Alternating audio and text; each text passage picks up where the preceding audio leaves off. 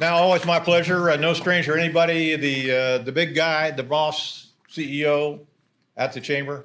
Todd, you got it, sir. Good to see you. Thanks, Mike. And let's hear it for Mr. Gopher, Mike Dinkler. Does a great job.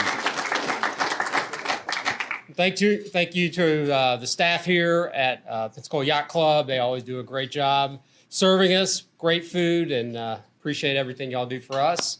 Thanks to our chamber staff. We're spread throughout the room, but really been working hard, doing a lot as we've gotten back into the in-person stuff, and it's great to see a lot of people here today. And I also want to give a shout out to the folks in the red, our chamber ambassadors. Appreciate everything they do for us. And give a special shout out to Mark, and he is now with Crumble Cookies. And if you've not been to Crumble, you are missing out. They're incredible. So I think he's got some treats here today. So talk to Mark if you're interested in cookies. We'll do the rest of our door prizes here at the end, but just a few announcements from the chamber. You may or may not know, we now have a radio show on 92.3 FM and 1620 AM. Thank you, Dave Hoxing at ADX Communications, the Chamber Connection. It's every other Monday at 10. So we'll be up this Monday talking about entrepreneurism here in Pensacola. So if you're in the office, in the car, check us out on 92.3 and 1620. Next Friday, if you've ever wanted to learn how to engage with your local government leaders, especially on the state or local level, we are going to have Advocacy in Action. It is a workshop, full-day event that will be hosted at the chamber. We'll include lunch, and we're going to have experts in different fields presenting on how to interact, how to work a bill, how to work an appropriation. So it's $50 for members, $40 for nonprofits, full day with lunch. If you have any questions, check with Sarah. She's got all the information, but it's going to be a great day. You're going to have a lot of fun with it. 2 weeks from today, we're going to have our inaugural Connect Her women's event, and I'm a little jealous. I'm not going to be able to be a part of it. It's ladies only, but it's going to be a real opportunity for the ladies in our community to connect with some of the leaders here today. We're going to hear from Dawn Rudolph in a little bit. She's going to be a part of it. But it's the first one we've done. It's going to be at the Country Club. Real nice event. You can go online to register for that, but that'll be on the 20th in 2 weeks. We have a joint business after hours with the Gulf Breeze Chamber. It's going to be on August 26th at Laguna's Beach Bar and Grill starting at 5. So we'll hope to see you all at that. And then right after that, on Wednesday, September 1st, we'll be hosting First Wednesday at Seville starting at 5. So got some good networking opportunities coming up. Hope you all are able to attend those.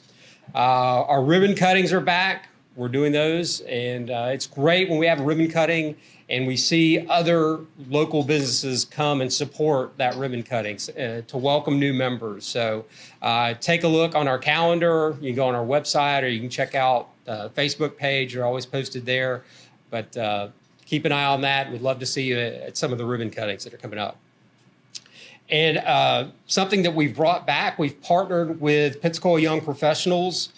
This is something that was started a few years ago, kind of went dormant, and now is back. It's called Mentor Pensacola. It is connecting chamber members that are established business people with the young up-and-comers with Pensacola Young Professionals. So if you're interested, you can go on the PYP website and register, but I did it this week. I'm signed up. I'm gonna be a mentor, so would love to have as much participation as possible. It's developing those new leaders, making sure we keep the talent that we have in our community here. We've got a lot to offer, but we need to pass that knowledge that's been learned over the years on to the next generation. And it's an hour a month, so you can do coffee, you can have lunch, or you can just meet at the office. However you want to do it, it's very flexible, but a real opportunity to work with the next generation of folks. So with that, I'm going to pass it back to Mike. Take it from here. There you go. Yeah. Thanks, Todd. Okay, Dawn, where are you, ma'am? Dawn stepped up late in the game here and is going to give us a little bit of an update as we need it all for this latest resurgence of COVID. I put them together for Dawn Rudolph of Ascension Sacred. Thanks, Don. Good morning, everyone. I'm Dawn Rudolph from Sacred Heart, and thank you, Todd, for allowing me to hijack your agenda here this morning for about 10 minutes of what I don't believe is a political conversation or a hot conversation, but it's a conversation about science, and it's about a conversation about how viruses work and how it's affecting our community. So indulge me. I'm a little bit of a rule breaker. So, okay. So I went out to walk my dog this morning, and here's USA Today. And I stole this from my neighbor. I don't live in 482, but I will return it, I promise. You know, we are failing one another. I was like, wow, you know, because I'm so focused on Northwest Florida. Those are the people that we serve. I just wanted to bring this to your attention that I'm here to affirm. You know, we can say, oh, I don't believe USA Today or whatever, but I'm going to give you some data today to follow up on why I feel we can do better here in our community with this pandemic. Just quickly, I told Todd I wouldn't go over 10 minutes. So let me start with this. I've been in hospital operations for 30 years. Thank you. I'm just kidding. Right out of college, I started as a patient registrar. So I'd go into the rooms. And... Sure. Okay, thank you. Is that better? Okay, thank you. Thank you. Is this better? Good. I thought I was yelling, so I feel better about it now. I've been in hospital operations for about 30 years and started as a patient registrar, so I'd go in and register people who came into the hospital. Here's my observation. We take care of everybody.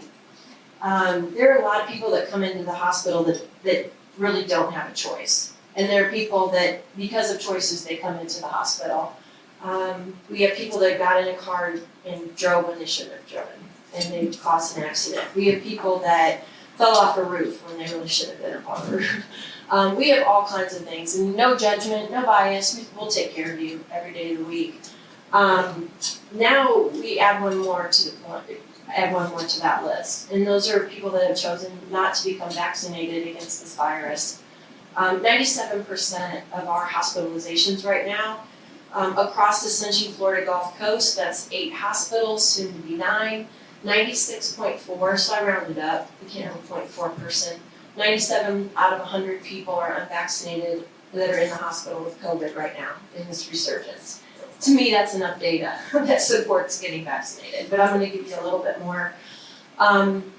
We're in our community right now is the Delta variant. We know this because the state tracks it. We send samples to the state, as does every place that's pulling COVID tests. They test for the variant. It's in our community.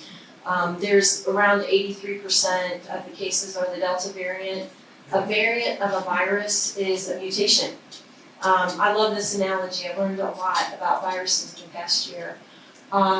We're humankind. We're all different, right? We're some tall, short, skinny. You know, we have a genetic code, and over millions of years and reproductions, we've mutated as humans. This is what this virus is doing. We're on the Delta variant right now. This variant, and I'll just give you some, these are just the facts, okay? First go around, cases out in our community doubled every 20 days. So we would be getting reports, about every 20 days the cases would double. With the Delta variant, it's doubling every 8 to 9 days. So it's more transmissible. We know the road knot quotient for these viruses, the first time it came along, it was 1 to 3, up to 1 to 3. So that means for every person that was infected with the virus, about 3 other people would get it.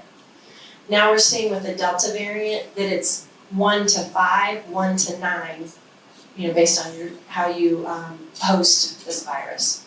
So that means for every 1 person, it could be up to 9 people. So it's highly contagious, is what we say. The virulence of it, the infectiousness of it, we're still getting the mortality data on it, but it's a younger population. And I think I sent some slides over. I'm not going to bore you with PowerPoint, but they cite some references, so it's not just me. I don't know who's running the show. It's the clicker is up there. Right here. Okay. I'm running it. Okay. here's the virulence of it. So the blue line is 2020. This is from the Florida Hospital Association. We are mandated to report our hospitalizations into a centralized database. COVID-19 hospitalizations, blue line 2020, red line 2021, and the date at the end of it is August the 5th. So do you see the spike? So that's why I'm here today. 2 weeks ago, we were managing fine.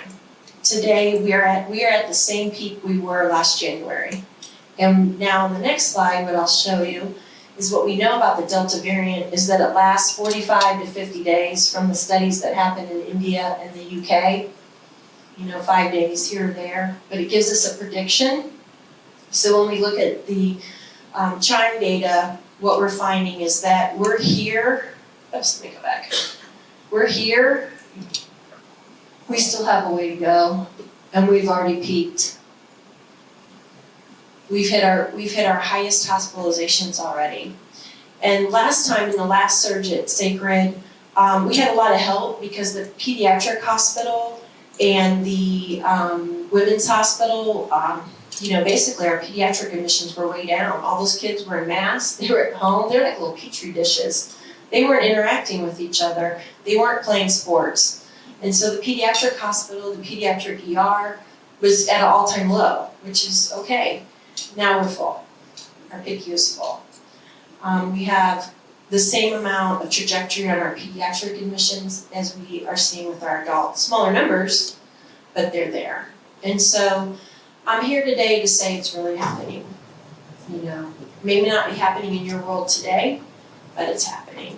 And I want to caution all of you really to do two things. There's two things you can do today. First of all, I'm going to model this. I'm going to put my mask on when I get in a large group like this. I've been vaccinated, so I'm a little bit taking a risk, but I've tried to kind of stay away from everybody, and I'm going to put my hand sanitizer on when I leave. Those are the things that keep the virus from picking you. That's your defense. Then if you're vaccinated and you've generated the spike protein, it pretty much avoids you altogether.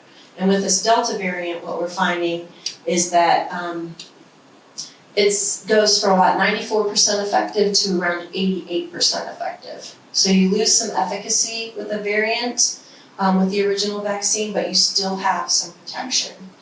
Okay?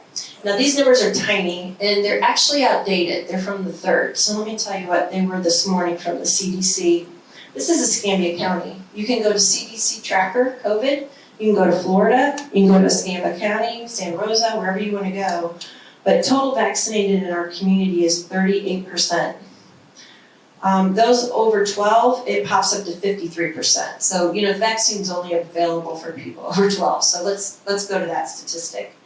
Over 18, it's 55.7% first dose.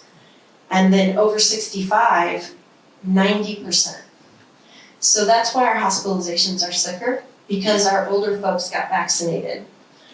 On the 3rd, we were at over 18.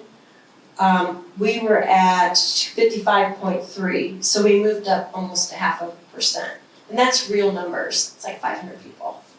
Okay, so people are out getting vaccinated now because of hearing this data and knowing how virulent that this new COVID-19 is.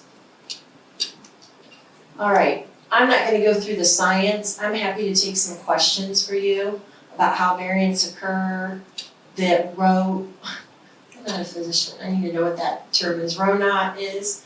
Again, it's for the Delta variant. We're at 1.6, which is 1 transmissible to 6 to 9 people they've seen.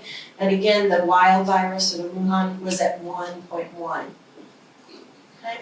And then I think the only other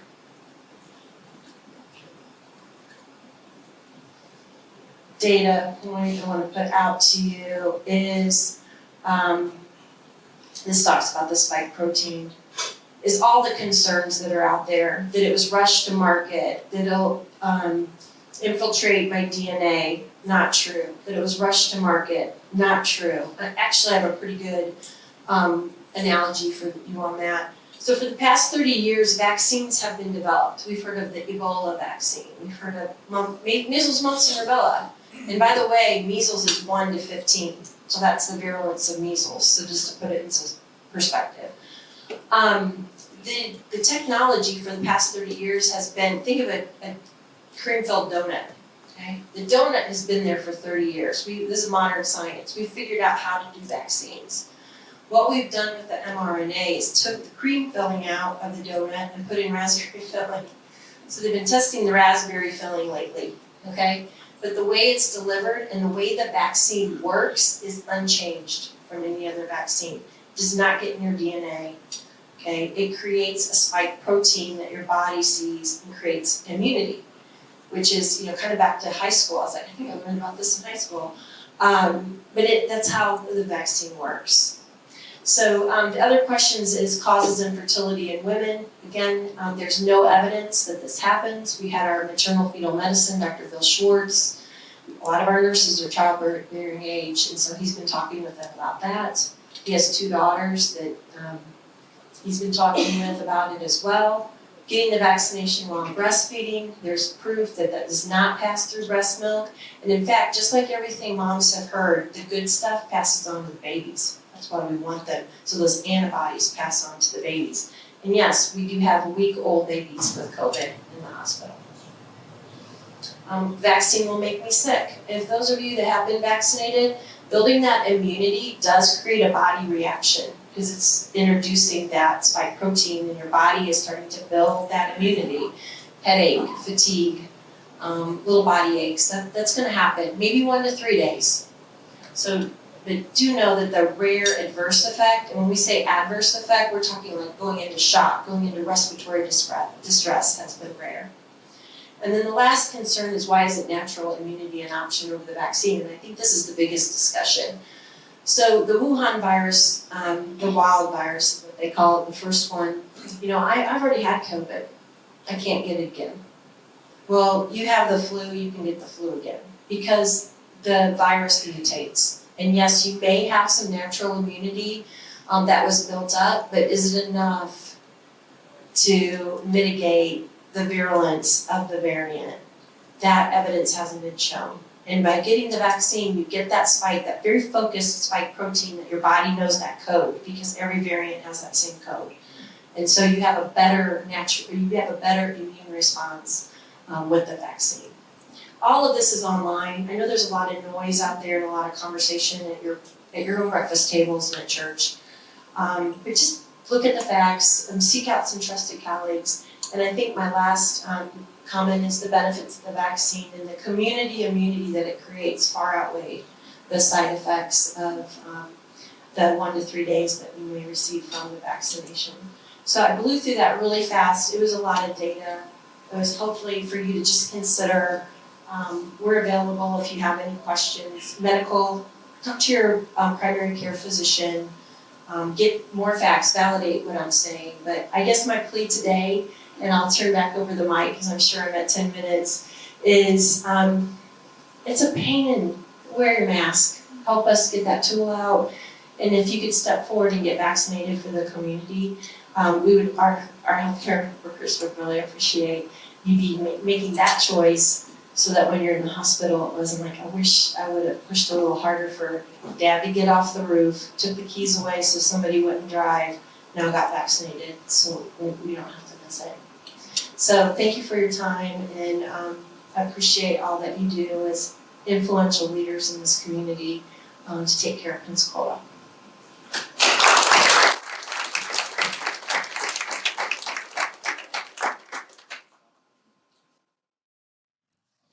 Thanks, Don. Appreciate it. Appreciate what you and your staff do, and make sure you take that newspaper back.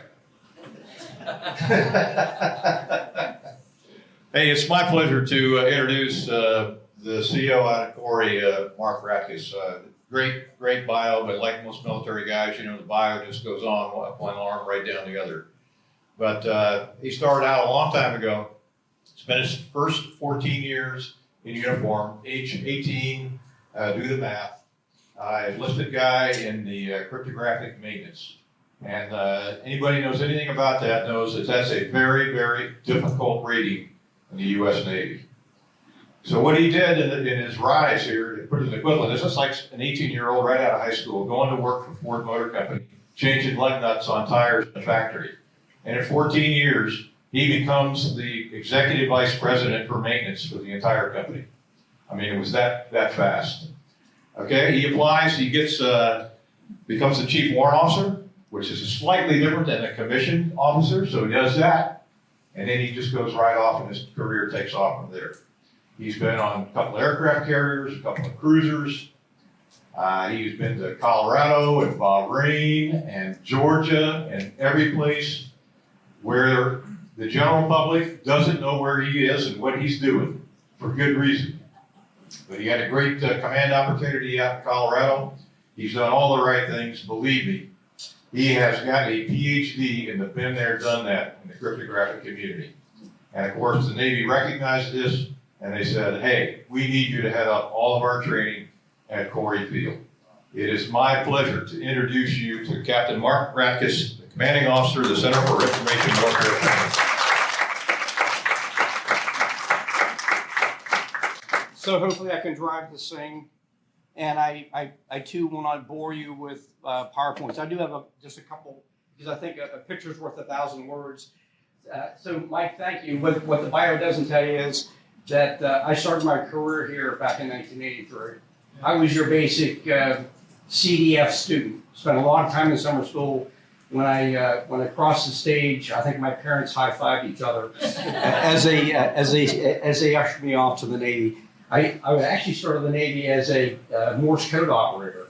My very first evaluation here at Corey Station reads, Seaman Recruit Ratkus was academically disenrolled from Morse code school due to ineptness. So that's how I actually became a maintainer. As Mike said, the rise, at one point I was both the chief warrant officer and a limited duty officer. Was never an ensign. One of my one of the things I can claim that I never had to suffer through being in a wardroom as an ensign, but great to be back here. Started my career here. Next year I'll end up with 40 years, and being in command at the base that I started my career is actually an honor and a privilege. So what I wanted to do for today was just to give you a sense of what Corey is, what we do. And everyone understands aviation training. So over here at NAS Pensacola, we fall under the Naval Education and Training Command under Admiral Garvin, one of his 13 learning centers. So the Center for Information Warfare Training is one of those 13 centers. And here, based out of Corey Station, is the headquarters staff. But also at Corey Station are 4 other commands. So there's a operational command called the Navy Information Operations Command Pensacola. The actual schoolhouse, which is the Information Warfare Training Command. We also have a reserve element over at Corey Station, which is the 350th Civil Affairs. And we also have a DHS element that's over at Corey. But for the Center for Information Warfare Training, similar to any of the other warfare communities within the Navy, so we're all familiar with the aviators and the submariners and the special forces. Information warfare for the Navy comprises 4, we'll call them disciplines: cryptology, intelligence, information professionals. So think people that communicate. Those are your people that manage your networks, your communication links, your radios. And then we also comprise the meteorological oceanographic community. At the Center for Information Warfare Training, we train 10 enlisted ratings and 6 officer communities for everything from language to signals intelligence, electronic warfare, our systems administration, our networks, and the center itself. So the schoolhouse is an 05 command. That's one of my subordinate commands. The schoolhouse itself here at Pensacola represents one of 4 major commands: Pensacola, Virginia Beach, San Diego, and Monterey. The center also has under its purview 2 detachments, one in Texas at Goodfellow, one in Fort Gordon, and then we have 13 other learning sites across the United States and Japan, as depicted on the slide there, all aligned, pumping out somewhere in the tune of about 26,000 students a year that are trained in the information warfare discipline. So we do 3 things for the Navy. we provide assured command and control.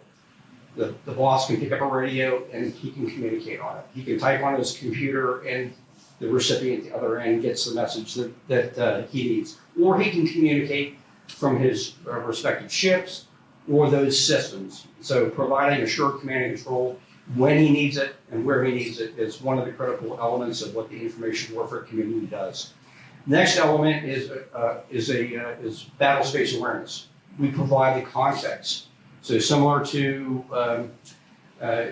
when at the tactical level, at the pointy end of the spear, at the operational level, making decisions on where to posture forces, at the strategic level, where our national decision makers are making decisions based on how to employ our forces. We provide the context, what the enemy is doing, where they're going, what their intentions are, what we think they're doing, and what their activities are telling us they're doing. And then the last component of the information warfare community is what we call integrated fires. So we all know dropping ordnance or shooting a gun. So for our community, integrated fires is providing that context of where the enemy is and where we need to employ those weapons. Or you've heard of the thing called jamming, right? So if I have a missile coming in my ship, good that I have systems that can counter that missile, jam it, distract it, and prevent it from damaging our ship. So that's what we do as a community. And here at Corey Station, we do information technology training, we do cryptologic training, and then across the cryptologic training, there are various disciplines, the language discipline, the networks discipline, and then the electronic warfare discipline. And at Corey, on any given day, there's about 2,400 students on deck. And annually, about 10,000 students come through our doors. As a sense of size and scope, just some raw numbers. As I mentioned, 20 locations, over 26,000 students coming through our doors. The staff for my headquarters and all those supporting commands and detachments across the United States and Japan is about almost 1,350 military, civilian, and contractors. Huge budget, $84 million. And look at that footprint of space that we have across those 20 different locations. 400,000 square feet, and then another $160 million worth of equipment, and over 200 courses. And it's important because this is a session training, and this is also system-specific training we do here. So we are a street-to-fleet organization. We take initial sessions, we train them in their basic proficiencies, we give them the skills they need to go out and operate the respective systems that they'll use, and then we send them off to go do the Lord's work. All right, hey, just a few things that we've done here locally that I think are noteworthy from a success perspective. So of those 200 courses that we teach across my domain, we're aligned with the American Council on Education. And every one of our courses gets evaluated on a 10-year cycle, and we're able to apply college credits to those courses. And the service persons get to earn those credits and apply them toward a degree. We're also aligned within the Council on Occupational Education, which for the Navy, we're the longest standing Navy organization that has been accredited. We just achieved our 45th year of accreditation, and that puts our education on par with any major academic institution. And we're very proud of that fact. We're making great strides in cyber. So we call Pensacola the cradle of course, you know it as cradle of naval aviation. Corey Station is the cradle of naval cryptology and now cyber. In 2018, we brought on our cyber training mission, and we're making great strides in developing the cybersecurity workforce and unique things that we're employing to advance our training to include this thing called persistent cyber training environment, which is cloud-based. So I don't have to have 15 systems in my school. I can use a cloud-based technology to do training, and then I can also export it across the globe without having to have physical presence. We're employing new technologies like multi-purpose reconfigurable training system, and it's a touchscreen capability. So I don't need a $15 million system in every classroom, I can use this touchscreen capability and computer-generated activity for the sailors to open up equipment and troubleshoot. And it's a money saver for us. We're employing it in 2 different locations here in Pensacola, 2 different schools, with the intent of advancing that. And it gives us the ability to not have to spend a lot of taxpayer money. So we're being good stewards of our taxpayer money. I'll just highlight 2 different things at the very end there, and then I'll relinquish the mic and open up the floor for anybody else who has any questions. But thank you for the brief on COVID, and we've had a great response. So we're watching those numbers very closely here in-house. Across that domain I showed you, the 26,000 students, I currently have 21 active cases. And of those 21 active cases, only 5 individuals are vaccinated. So the preponderance of the individuals we have that are contracting COVID now are the unvaccinated. So we watch it very closely. We put in measures in place, masking individuals up, limiting activity, telework, and it's paying huge dividends in our ability to not impact the flow from boot camp to their ultimate location. And then I'll say this, we've got a great team here.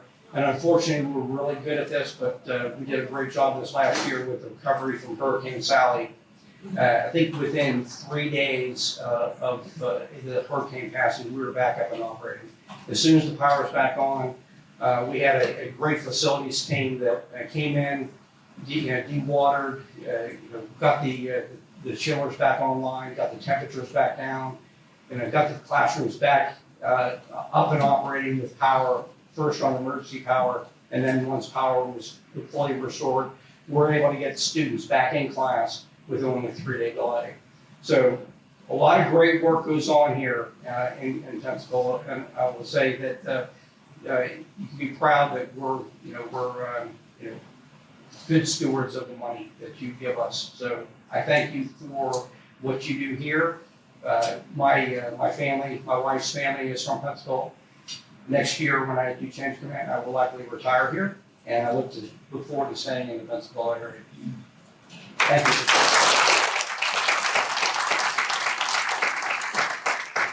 Thanks, Gopher. Appreciate it. Okay, probably, Eric put that on an e-work card for anybody who's ever done this kind of thing, especially being an operator, is that, okay, what are the bad guys doing? And they don't know that we know it. And how are they protecting what we're saying so we're not giving away the ball game? Thank goodness these guys are there. So when we go fly our airplanes and driving ships and do stuff, we know that bad guys don't know we're coming. And that's good stuff. Okay, hey, very quickly as we press on here, new chamber members. This is free advertising. You get 30 seconds at the mic. So if you are a new chamber member in the last 2, 3, 4 months or so, step up. Don't be shy. It always takes one. There we go. We got one. What I hear for 2. 2 to 2, go once, go line number 3. There we go. Okay.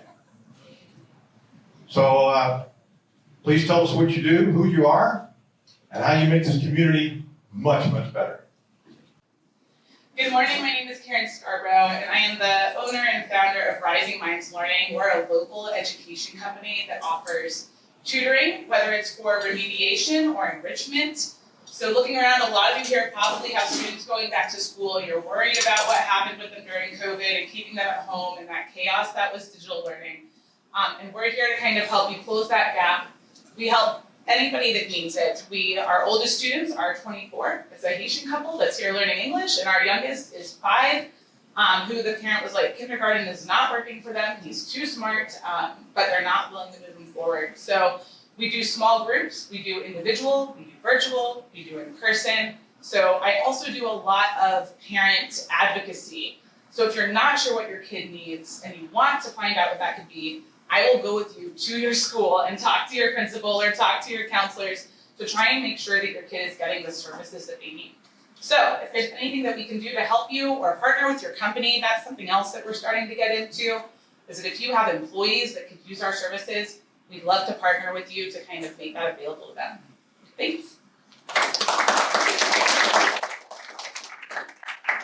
Hi, my name is Sarah Crutchfield, and I am with Gopher Recovery, the Drug and Alcohol Treatment Center right beside Santa Rosa Yacht Club. We are a non-traditional treatment center that our population, or our guests that are in-house are typically, our average age is 45. And I actually went through our program 4 years ago. So it's something I really believe in, and I just wanted to say, hey.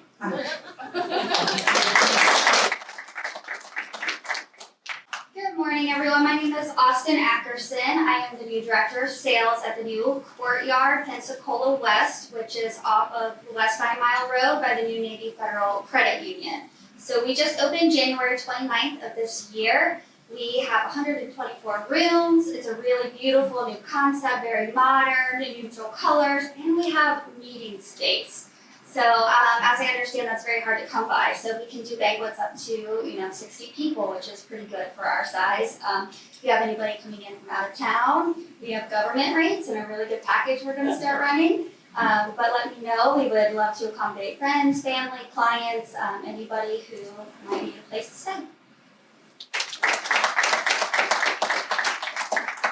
Hi, my name is Kamal Mohammed. I'm the director of Active Care Responsive in-home care. We do in-home care services for seniors, dementia care, Alzheimer's care, and hospice care.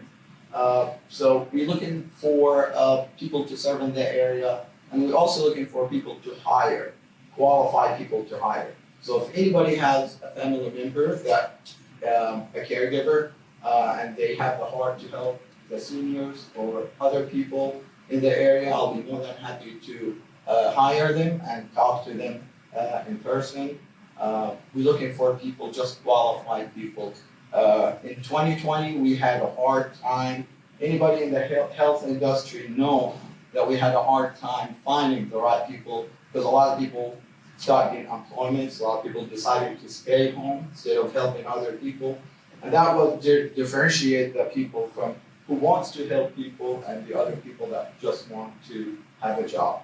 And I'm looking for people that have the heart to help the seniors in the area, and I'm also looking for people to help in the area. If I don't have the manpower to serve anybody, I'm looking for quality, not quantity. So if I don't have the right people to help any client, I can recommend a colleague to help them out. And that's what we do, and that's what we have the heart for. Thank you so much. Hey, good morning, everybody. My name is Michael from State Farm. Not confused with Jake from State Farm, even though I'm wearing my red and my khakis. That's about the only joke I got. But so I recently opened the State Farm agency in Cantonment, next to the Winn-Dixie on Highway 29, kind of right across from State High School. We've been open since May 1st. Tom's kind of running together now. Yeah, we're super excited to be part of the community. A few things we have coming up on the 27th. We're doing our ribbon cutting. So if anybody can make it out, we would appreciate it. I got a big old grill smoker trailer. We'll be out there hanging out and grilling. If anybody has any community events that they might need somebody to cook for them or something, hey, let us know. We'll be more than happy to help. Thank you.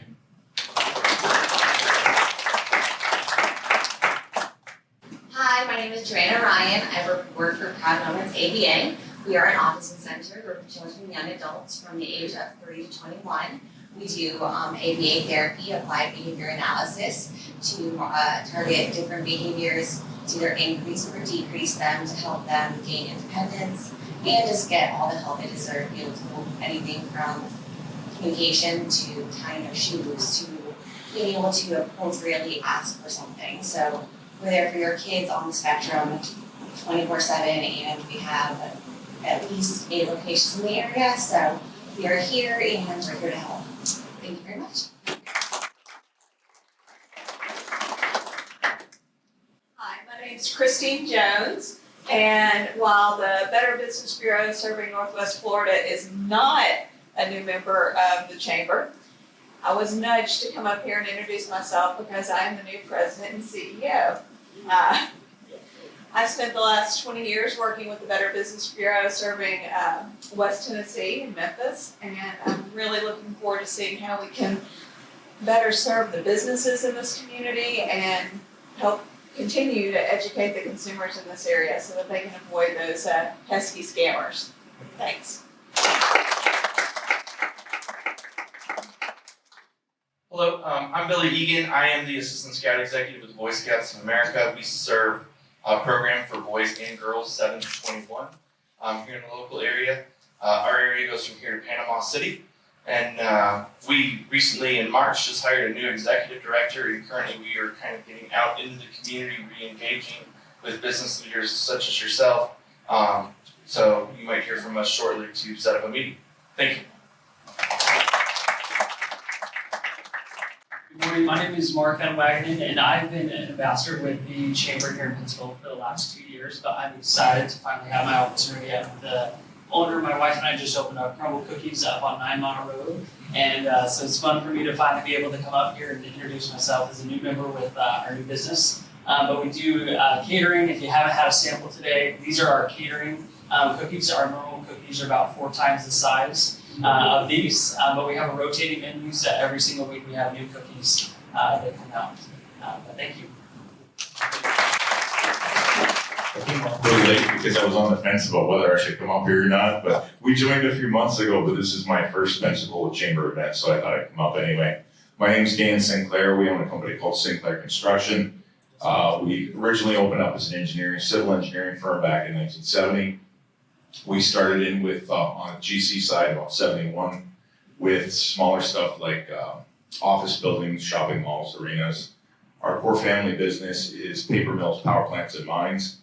And then we started the Florida business in 2005 as a home building company. I personally have been at GC since '85. We've been heavy on the roofing side, industrial, commercial, and residential. And we have some of our company team that we brought on board have been in the roofing business since 1892. So that's when they started their first roofing business in Texas. And we've got 5th generation roofers in our business, and we're getting ready to bring on the 6th generation. So if you have any roofing needs or general contracting needs, let us know. Thank you. Oh, and we're based in the Panhandle. So right now we're based in Panama City, but we may be moving our headquarters to Pensacola. We cover 7 states. Thank you. Thank you. Okay, for all the new folks that just came up here, make yourselves visible, because we're going to change things around a little bit because we're running a little short on time. Because what we're here to do is network. So stick around. Don't run to the door and so on and so forth. Okay, next, real quickly. Anybody celebrating a 1-year, 5-year, 10-year, 15-year anniversary? Raise your hand. Close. Within a month or 2. Nobody? You got it. See, well, I'm Andrew Schroeder with 5-Star Culture Company. We joined the chamber here when we first officially launched, and the Gopher Breakfast was actually my first event that I came to. We officially launched in June of 2019, and we made it through COVID with thanks to everybody here in the room and the support of the local community.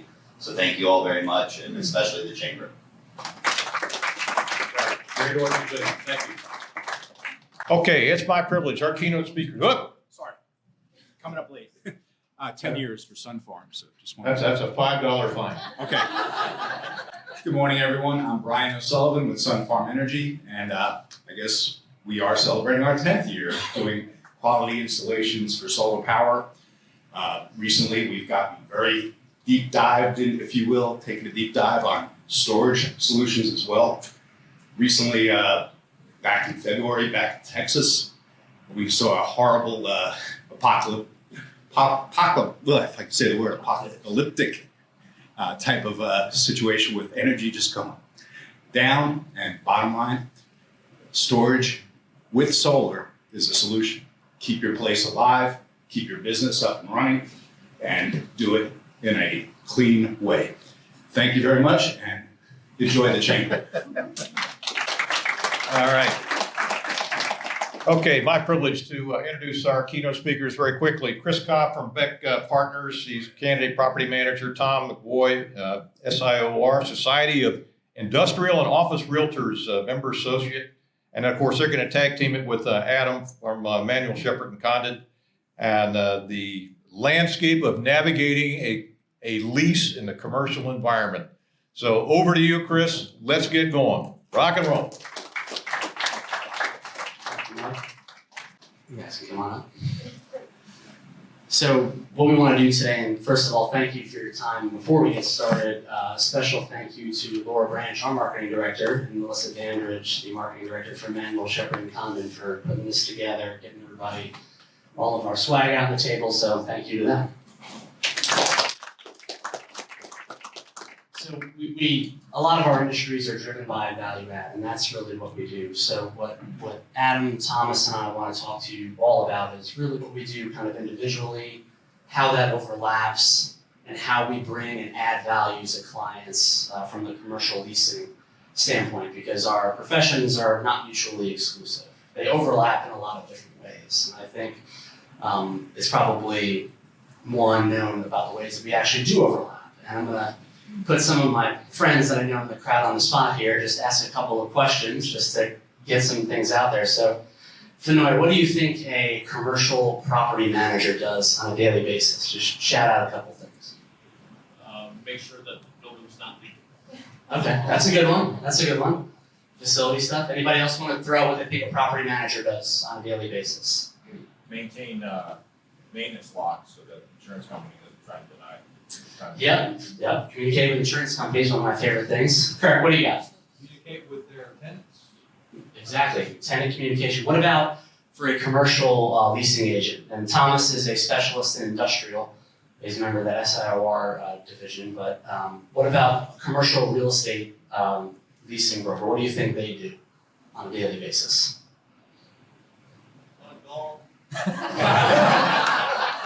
He does play golf, but I can tell you, he's in the office more than I probably. So. He also get some good answers. Networks with potential tenants. Okay, networks, right? Yeah, goes out and meets potential clients, talks to folks, all right. And then how about on the real estate attorney side? Adam is a board certified real estate attorney. What do you think Adam does on a daily basis? Reviews and writes contracts. Reviews and writes contracts. Okay, well, we'll go with those. So first we're going to start with Thomas. Thomas is going to give you kind of some background on what he does. We'll keep it focused on commercial leasing and the value that we can bring to the clients. Thomas?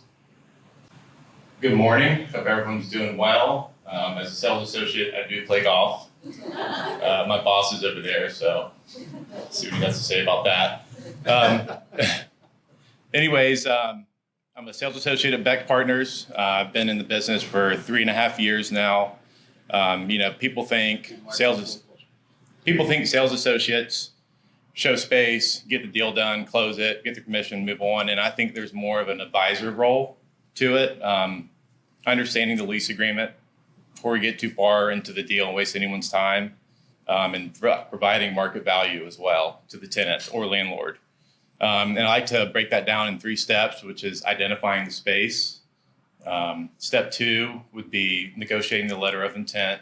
And step 3 would be negotiating the lease agreement, which is where Adam would come in. So step 1, identifying the space. My role is to advise the client on market values, to make sure they're paying fair market value for the space, not paying too much money, and that the location would work for their business effectively. And then once we've identified the space, we then go to the letter of intent. And the letter of intent can include lease term, lease rate, tenant obligations, landlord obligations. It can even go as far as including an underlying idea of what the triple net fees include or the operating expenses. And that's when I would reach out to Chris Cobb to get a better understanding on that. So once we've come to terms on the letter of intent, which is, or as we call it, an LOI in the brokerage world, we then move to a lease agreement. So as a sales associate, we're only legally allowed to modify a lease, which is pretty much replicating the letter of intent. We can make suggestions to our client on changes that we might want to see for their favor in the lease. But other than that, we lean on attorneys such as Adam Cobb for any major red line changes in the lease. Adam? Hi guys, Adam Cobb, Manuel Shepherd. So what I do is I step in after he's made a great deal, right? Everybody's fat and happy. They've got terms laid out. They've got the life of a lease. They know how much they're going to pay. Landlord's super excited because they're about to get paid. Tenant's super excited to go in and open a business. And so the value that I then add is I pay for that deal. I give them a roadmap for that relationship because, again, a LOI, like Thomas mentioned, is the core terms. I don't know if anybody here has done an LOI or leases a building or rents a building. But yeah, you've got your core terms there, but questions often arise during the life of a lease, right? So we've got, after the LOI stage, we've got everybody there that's happy. Everybody's singing Kumbaya around the fireplace because they got a deal done. It's at that point that I see the opportunity to really ask those hard questions. While everybody's happy, I say, well, have you thought about who's going to pay for the parking lot when it needs to be repaired or replaced? If a single tenant operates out of a strip mall and depends on that parking lot, well, if it needs to be replaced and it costs 80 grand to be replaced and people haven't discussed who's going to do it and people haven't laid it out in their lease, well, that's a big deal. And people get unhappy very, very quickly if they don't have that roadmap. Likewise, if there's build out as part of the lease, right? You want to move into the space, but certain things have to get done to it before you move in. Landlord expects tenant to take care of it. Tenant expects landlord to take care of it. They expect it to be done under certain timelines. Well, if those timelines aren't met or those obligations aren't met, well, then what, right? Do you still continue on as a tenant in a less beautiful space? As landlord, do you shell out all of that extra money that you weren't anticipating to shell out? If landlord doesn't repair that building or doesn't improve that building, do I as tenant have to pay rent? These are all big questions that are often easily overlooked because, again, everybody's excited. They got a deal. So my role is to come in and get to know whatever party I'm representing, whether it's the tenant or the landlord, get to know them, get to know their business, get to know their needs and their operations. And from then, go forward and say, okay, let's talk about these questions that we can ask on the front end, right before everybody gets paid, right before everybody moves into the space, instead of waiting until down the road when those questions haven't been asked and there's a conflict. At that point, once there's a conflict without that roadmap, that's when it gets real expensive for everybody. And that's when people get unhappy very, very quickly. So my goal is to come in and again, provide that roadmap and put all of those questions into a lease on the front end. So that way you only have to talk to me once on the front end before you sign that lease up. And then you're not, 5 years into the lease calling me up saying, hey, we didn't answer these questions on the front end and now we got a big fight on our hands. We'd like to pay you lots and lots of money to come fight it, even though our tenant's not paying rent. Nobody wants to do that. So again, value added is on that front end by helping create that roadmap and putting that all into the lease. So one way to look at it is the three of us are kind of like the three branches of government. Thomas is like the legislative branch, right? He negotiates and makes the deal. Adam is the judicial branch. He is responsible for making sure everything is legally sound and everything gets done in a manner that's good for everybody. And then I come in finally now in the last step of the process, and I'm the executive branch.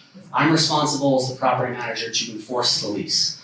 So if there is a building leak, a tenant calls me, we try to, triage and say, where is the leak coming from? Ask a bunch of questions. We go out and decide we take a look. Because the lease, depending on what kind of leak it is, may stipulate that the tenant is responsible for taking care of it, or it may stipulate that the landlord is responsible for taking care of it. So that's where I come in, is I'm really just enforcing the documents that were put in place by Thomas and Adam. And really, the biggest value add, I think, for commercial property management, and it's very similar to their two roles, is providing that peace of mind for whoever you represent and your client, right? The owner of a building relies on me to be able to communicate with vendors, communicate with the tenants, keep the tenants happy, keep the property operating, keep everything fixed, right? Keep the landscaping looking good. They're relying on me to take care of all of that, right? That's what they want. And they're relying on us also for our vendor relationships. We have owners that are not local. We have owners that are in Atlanta, California, Texas, that don't know local vendors, that don't know what to do if a tenant called them and said they had a leak. They don't know who to call. And that's what they rely on us for. And that's the value add that we can bring for them. And all along these processes, I'm talking to Adam, I'm talking to Thomas, they're talking. A couple times, the three of us will be on the phone together. I don't know if that's necessarily always a good thing, but usually at least two of us are talking about issues that we have to figure out, creative ways to solve them. And really it's, what's the value? How can we be good expert advisors for our clients? And that's what we aim to do. So hopefully that kind of answered some questions, maybe debunked some myths. We're not always, I guess, playing golf, but trying to help people best we can. And we'll open it up for some questions. I got one. Where's Terry from Titanium? You still there? I am. Just a question to somebody like her with a business growing as fast as it is. For Adam, she's in a lease, she's in a building. Okay, I'm outgrowing this building. I gotta now renegotiate, I gotta cut this lease. I gotta find a bigger parking lot, do stuff, blah, blah, blah, blah. How does she do that? I'm just gonna stir the pot. That's a great question. That happens all the time. And it depends, right? To give the lawyerly answer, it depends. What does your lease say, right? How much? So as a landlord, that's one of the reasons why it's important on the front end to sit down and say, okay, I want to make sure that this lease that I'm using has teeth in it, right? Because if I'm the landlord and I'm relying on this tenant to pay me money for a 10-year lease or whatever the term is, and they try and back out after year 3, well, I want to be able to have leverage, right? If you as the tenant want to back out, I'd say, well, you want the opposite, right? You want that flexibility. So again, it's important on the front end to understand your business model, right? If you're just a startup and you expect exponential growth over the next couple of years, well, that's something that I want to know if I'm preparing your lease. I'm sure that's something both of these guys want to know. Because if you know that and you can address that in your lease and provide that flexibility and say, hey, you know what, I want the option to terminate, for example, after X number of years. I want an option to terminate and walk away. I know a lot of times you can't know that on the front end, but again, ultimately that's the goal and that's the real value, is to be able to say, okay, I want to get to know you, your business, and tailor your lease to meet those needs. Any other questions? I'm curious how last year's COVID has affected the commercial landscape You were going to get that one? with people working from home. Sure. So, from a property management standpoint, it was a lot of, let's have a conversation on the phone about it. Obviously, a lot of emails, a lot of letters were sent, hey, we need help for a couple of months, maybe rent abatement. But it was just having that phone call and having that, how can we solve the problem? I'll use it just as a quick example. You have a tenant, they have a renewal coming up, right? They're in a 5-year lease, but they're renewing next year.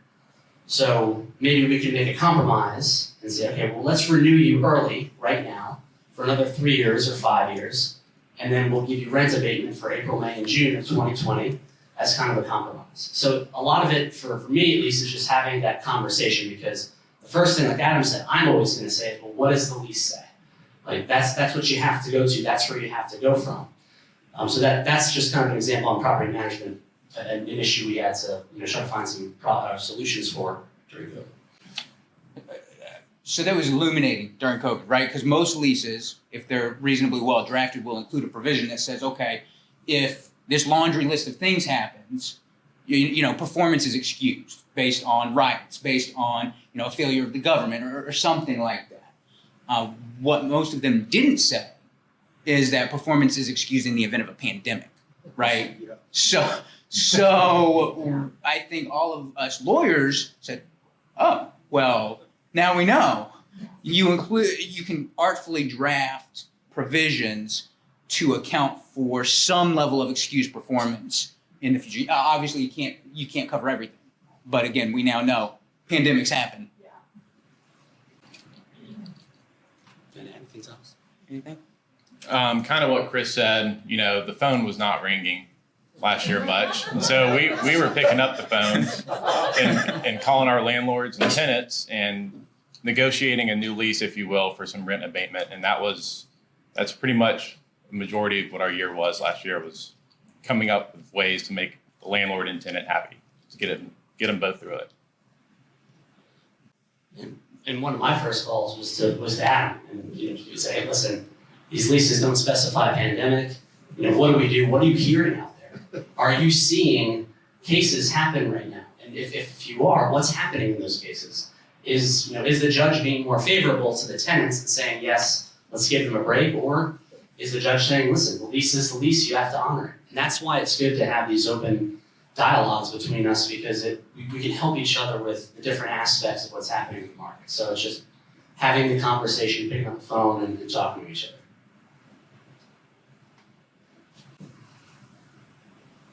You guys ready to give away some good stuff? Thank you very much, everybody. Appreciate your time.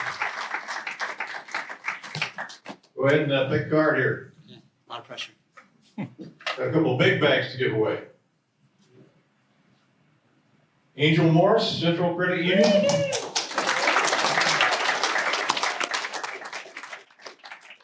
Grab one over there if you would, Thomas. Grab one back. Whatever, doesn't matter. We'll take some photos.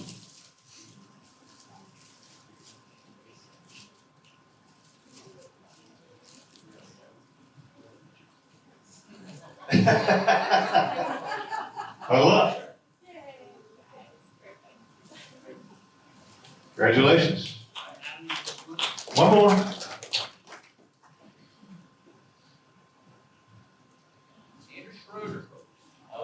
Oh, how about that?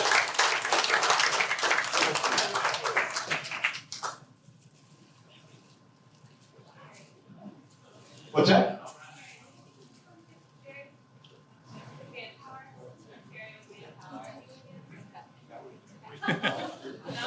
Okay, how about guys? Photo op. All right. Thanks, guys. Awesome. Thank you all.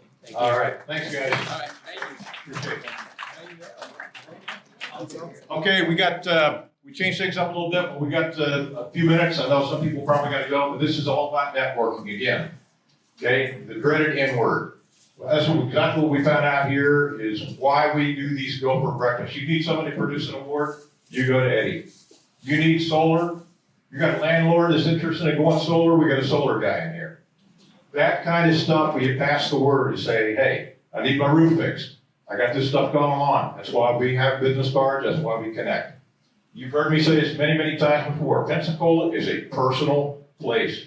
You get stuff done in your business because you know somebody. It's just not another name, it's just not another website. You know that person. And that's what this chamber is all about. And you trust them and get stuff done. Okay, network a little bit, swap some business cards and everything else. Thanks for being here. Great time. Appreciate our sponsors. We'll get together on October the 1st. Thanks.